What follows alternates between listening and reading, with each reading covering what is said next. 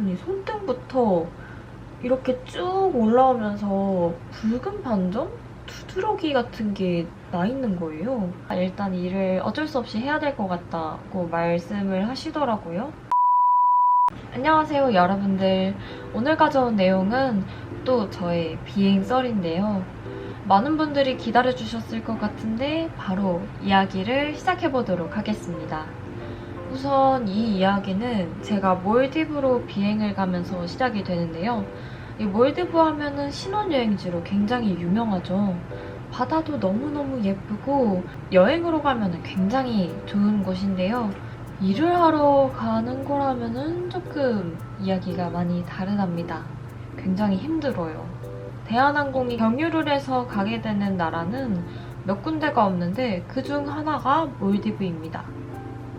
이제 경유를 하게 되면 비행을 연달아서 2번을 하게 되는 셈인데 이제 단거리를 2번 연속으로 하는 거랑은 약간 느낌이 좀 다르거든요. 피로가 이미 엄청 누적되어 있는 상태에서 손님들이 다 나가시고 두고 간 물건이 있는지 체크하고 비행기 안을 청소하는 걸 또 기다리고 그 다음에 또 새로 들어온 물건들을 확인하고 또 손님들이 들어오면은 다시 인사하고 안전 체크하고 이런 업무들을 또 해야 됩니다.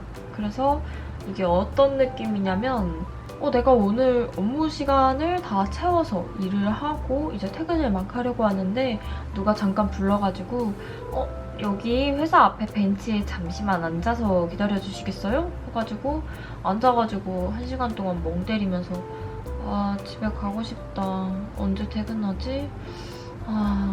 이런 식으로 시간을 보내다가 딱 들어갔더니 우리 3시간만 더 일할까요? 딱 이런 느낌이에요. 엄청 지쳐요.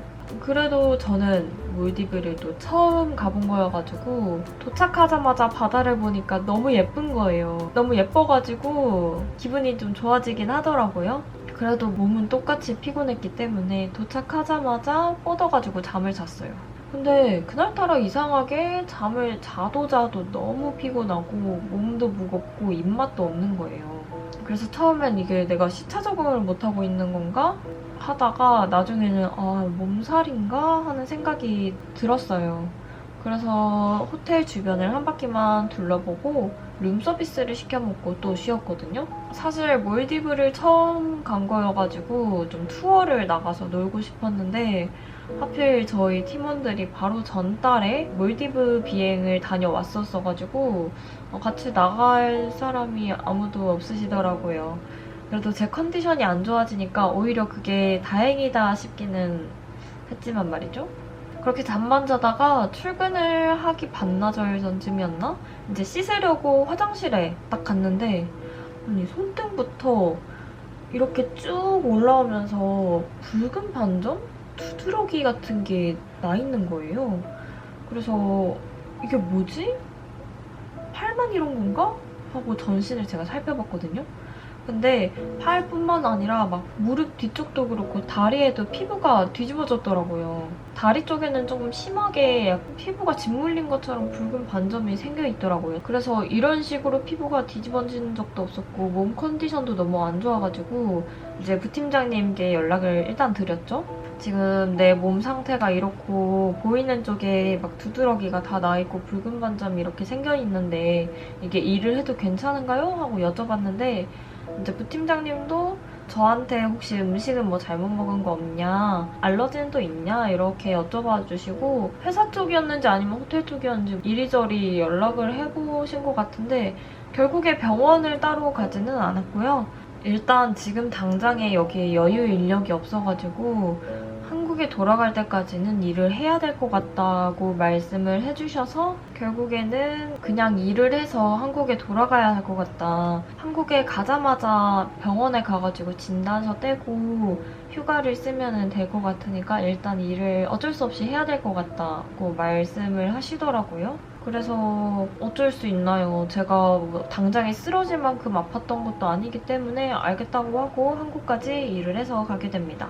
이제 돌아가는 비행기에서 그래도 언니들이 막 혹시 음식 안 맞아가지고 아니면은 음식 알러지 때문에 피부가 이렇게 뒤집어진 거 아닐까 하면서 알러지 약을 또 챙겨주셔가지고 먹기는 했는데 나중에 병원을 가보니까 알러지는 아니었더라고요. 그렇게 막 심각한 건 아니었는데 한국에 도착하고 나서 일단 진단서를 떼고 휴가를 썼습니다. 회사가 그냥 평소에 휴가를 쓰고 싶을 때 쓰지는 못하는데 아플 때는 그래도 휴가 승인을 무조건 해주기 때문에 제가 전티 2주를 받았기 때문에 2주간의 휴가 신청을 했습니다. 그렇게 2주를 쉬는데 2주 동안은 거의 24시간 중에서 20시간은 누워서 보냈던 것 같아요. 그리고 그중에 4시간도 약 먹고 밥 먹어야 돼가지고 일어나 있었고 그랬거든요.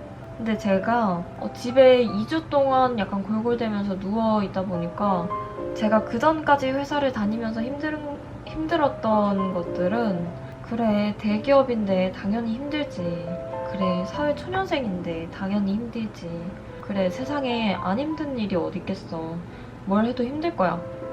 그렇게 생각하면서 당연히 힘든 거라고 생각을 했었는데 이게 약간 아프게 되니까 서러움까지 겹쳐지니까 좀 많이 힘들더라고요. 내가 이렇게 아프면서까지 다니는 게 과연 맞는 걸까? 이런 생각을 했는데 이제 휴가가 2주였는데 2주가 끝날 쯤에 고향에 내려가서 부모님하고 얘기를 조금 하게 됩니다. 제가 근데 또 집에서도 워낙에 제 얘기를 안 하고 평소에 이제 회사는 어때? 라고 물어보실 때 그냥 그렇지 뭐 이런 식으로 대답을 했었던 터라 제가 이번에 그때 당시에 속마음 얘기를 처음으로 꺼냈을 때 너무 울어가지고 말을 제대로 못 이어나가는 수준이었거든요. 아마 좀 많이 놀라셨을 거예요. 제가 평소에 감정 기복도 되게 없고 운 적도 그래서 한 번도 없었거든요. 그렇게 얘기를 했는데 그때 워낙에 타이밍이 안 좋았던 게 저희 오빠가 또 개인적인 사정으로 서울에서 고향으로 내려가서 쉬고 있던 타이밍이었는데 그때 엄마가 이미 그걸로 마음이 좀 안 좋으셨나 봐요. 그래서 저한테 너까지 그러지 말라고 진짜 딱 1년만 버텨보라고 그리고 그때도 아닌 것 같다 싶으면은 그때 그만둬라 라고 말씀을 하셔가지고 조금 길게 대화를 나누고 나서 내린 결론이 1년 후에는 내가 퇴사를 해도 아무 말도 안 할 테니 딱 1년만 버텨봐라 라는 거였습니다. 그때 당시에는 제가 일을 시작한 지 얼마 안 됐던 시기이기도 했어가지고 1년만 버텨보기로 하고 올라와가지고 출근을 했는데 그때는 면역력이 떨어졌던 게 회복이 덜 됐었나 봐요. 그래서 놀랍게도 비행을 딱 한 번 했는데 그 비행을 다녀오고 나서 전염성이 심한 눈병에 옮아가지고 퇴근하고 자고 일어나니까 눈이 안 떠지더라고요. 그래서 2주를 더 쉬어버렸습니다. 그렇게 한 달을 쉬니까 좀 비행을 더 해도 괜찮지 않을까? 라는 생각도 좀 들고 마음도 한결 편해졌던 때였어요, 그때가. 제가 그 시기에 면역력이 정말 바닥이었던 게 첫 달 스케줄부터 거의 일어나는 거에 대한 강박 때문에 선잠만 잤었고 자는 패턴도 엉망이었고 퇴근하면 피곤해서 뭔가 해먹기가 싫어가지고 전부 다 배달시켜 먹거나 밖에서 사 먹거나 이러고 아니면 잔다고 안 먹고 이런 식이었어서 먹는 것도 엉망이었고 또 긴장을 제가 바짝 한 채로 그게 쭉 유지가 되니까 스트레스는 또 스트레스대로 받았던지라 그때 깨달은 게 있어요. 사람이 그렇게 건강하던 사람도 진짜 딱 2달 2달이면 면역력이 이렇게 엉망진창이 될 수 있구나, 이렇게 몸이 망가질 수가 있구나 하는 걸 깨달았던 시기였습니다. 근데 그렇게 쉬고 나니까 좀 이제 회사 출근을 할 때 인턴이니까 누구한테도 밑보이고 싶지 않아서 누가 나를 약간이라도 싫어하는 게 보이면 스트레스를 엄청 받고 그랬는데 그런 거에 대한 마음, 그 많은 사람들 중에서 당연히 나를 싫어하는 사람이 생길 수가 있지라는 그런 생각을 하고 회사를 가게 되니까 정말 신기하게도 업무들도 좀 눈에 잘 들어오고 주변이 좀 보이기 시작하더라고요. 근데 또 그 다음 비행에서 그런 일이 터질 거라고는 생각을 못 했었지만 말이죠. 오늘 영상은 여기까지고요. 끝까지 봐주셔서 너무너무 감사드립니다. 저는 다음 주에 또 영상을 들고 찾아오도록 할게요. 그럼 안녕! 뿅!